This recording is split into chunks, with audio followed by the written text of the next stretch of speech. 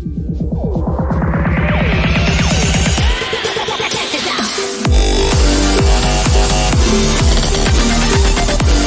Last of Us Part 2 is undeniably the most controversial video game ever released. The whole internet is divided on this game, with a lot of people loving this game and a lot of people actually hating this game with a passion. And also, there are actual people out there that hate this game so much that their whole YouTube channels, for example, are based on hating The Last of Us and Naughty Dog in every way possible. And if you know who I might be talking about, then yeah, you know.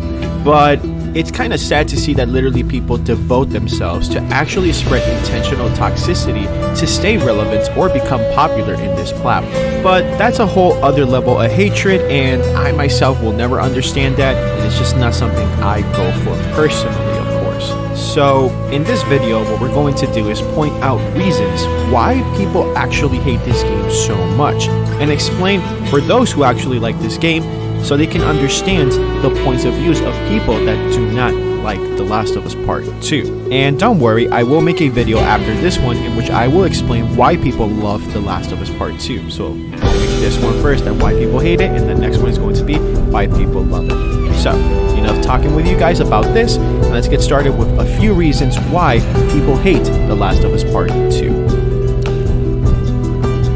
Reason number 6, messy story. One of the biggest criticisms this game gets is that the story of The Last of Us Part 2 was horrendously structured, and it made it impossible for some people to even feel for Abby and everyone in her part of the game.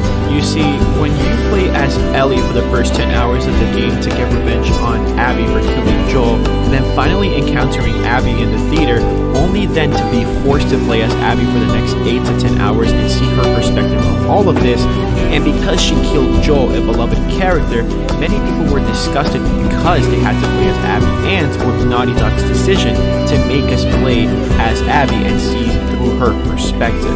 And gamers just did not want to go through that. I mean, it's just not your typical game in which you have a hero and then a villain. In this case, Naughty Dog is forcing you to go through the perspective of Abby to actually show you that there's no villain in this world.